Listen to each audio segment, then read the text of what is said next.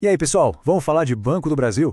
Saiu notícia sobre dividendos e, de cara, o número pode parecer meio decepcionante. Mas será que a história acaba aí? Hoje a gente vai mergulhar fundo nos dados para entender o que está por trás dessa decisão. E mais, quais são as projeções reais para uma das gigantes da nossa bolsa. Bora descobrir se o que parece pouco, na verdade, pode esconder um baita potencial.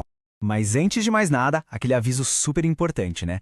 Tudo que a gente vai conversar aqui é para fins educativos, puramente informativo.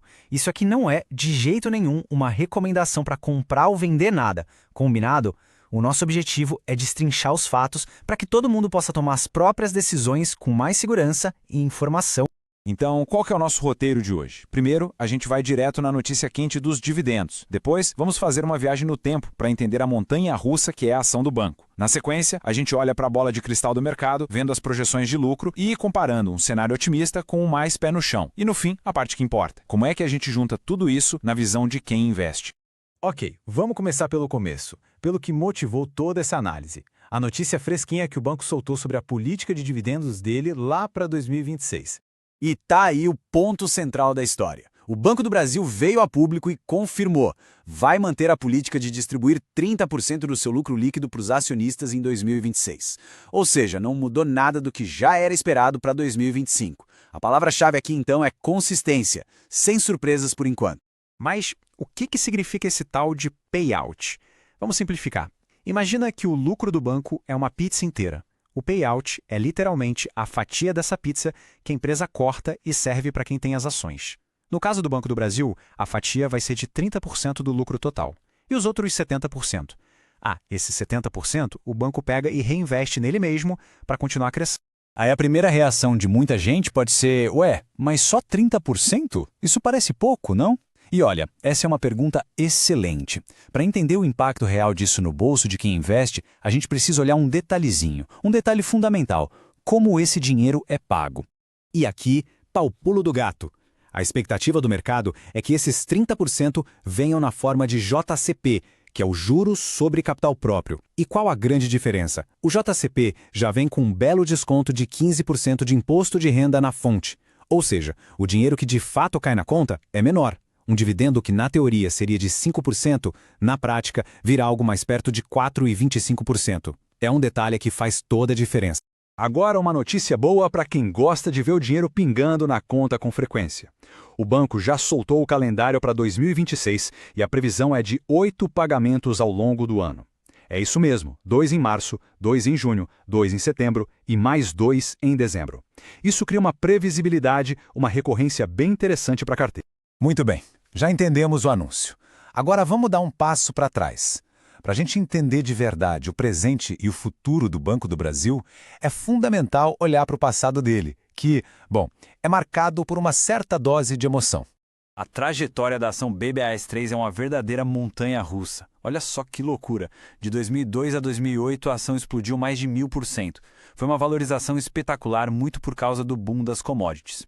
Mas, como toda boa montanha-russa, depois de uma subida forte, vem a descida, né? E foi o que a gente viu ali por volta de 2015, num cenário bem mais complicado. Isso ensina pra gente que a jornada com o Banco do Brasil não é uma linha reta, nem de longe.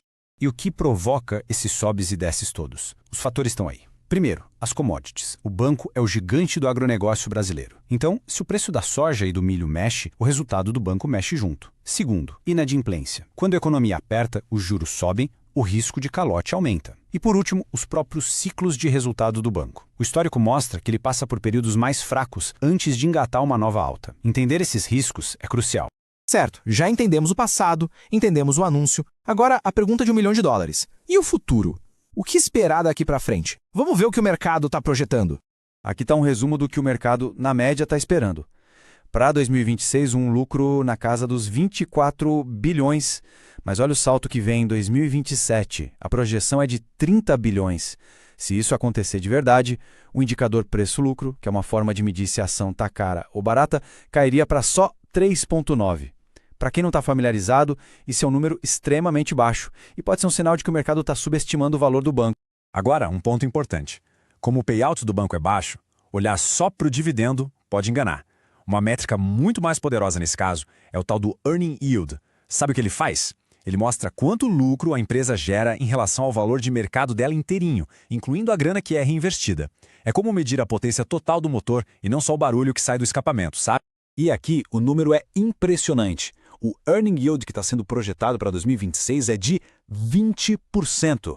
Pare e pensa um pouco. Isso significa que, em um único ano, o banco pode gerar de lucro equivalente a 1/5 do valor total dele na bolsa hoje. É uma verdadeira máquina de fazer dinheiro. E esse dinheiro, mais cedo ou mais tarde, volta para o acionista, seja em mais dividendos no futuro ou na valorização da própria ação. Uma pausa rápida aqui. Se essa análise está ajudando a clarear as coisas, que tal se inscrever no canal? É esse apoio que nos motiva a continuar mergulhando fundo nos números para trazer um conteúdo de qualidade como este. E mais uma dica rápida. Quem quer investir com mais segurança precisa estudar. Por isso, eu deixei aqui embaixo na descrição uma seleção minha de livros que são, assim, obrigatórios para quem quer dominar de verdade o mercado de capitais. Vale a pena conferir. Bom, voltando. A gente viu as projeções otimistas da média do mercado, mas e se a gente for um pouco mais cauteloso? É sempre bom ter um plano B, analisar diferentes cenários. Então vamos comparar essa visão mais otimista com uma outra bem mais conservadora. Então, de um lado, a gente tem a média dos analistas esperando uma recuperação forte e rápida dos lucros. Do outro lado, uma visão mais conservadora, de uma casa de análise que joga as expectativas lá para baixo.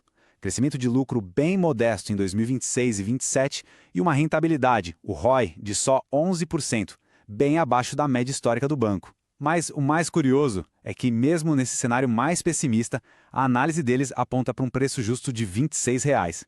Isso ainda daria um potencial de valorização de 22%. E esse gráfico resume tudo de forma brilhante. Mesmo na análise mais conservadora, que é essa barra da esquerda, o cálculo aponta para um retorno anualizado de mais de 20% no longo prazo. Isso é muito expressivo. Mostra que, mesmo que o banco passe por uns anos mais difíceis, a tese de investimento parece se sustentar com um potencial de retorno bem atrativo para quando a recuperação vier.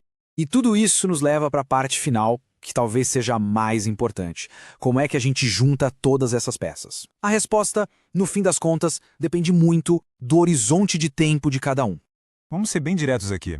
Para quem está com a cabeça no curtíssimo prazo, focado só no ano de 2026, o Banco do Brasil talvez não seja a melhor pedida do momento. A expectativa de resultados ainda meio fracos, dividendos mais magrinhos. Agora, para quem tem a cabeça no médio e longo prazo, olhando lá para 2027 e em diante, aí a história muda da água para o vinho. A tese de investimento toda se baseia na recuperação gradual dos lucros e nesse potencial enorme de gerar valor que a gente viu. Para esse perfil, a palavra-chave é uma só: paciência. E para fechar esse ciclo de expectativas, tem uma data importante para a gente marcar na agenda. 11 de fevereiro de 2026.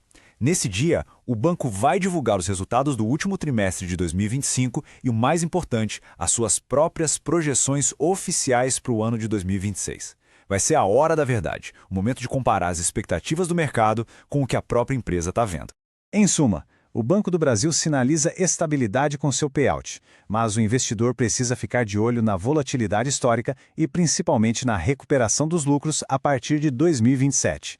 O potencial de valorização parece enorme, mas a palavra mágica é paciência. E agora eu quero saber a opinião de vocês. O que acharam dessa análise? Qual a visão sobre o banco? É time do curto prazo ou do longo prazo? Deixa a opinião aqui nos comentários, vamos conversar. E claro, se essa análise ajudou, não esquece de se inscrever no canal para não perder as próximas. Um grande abraço e até mais.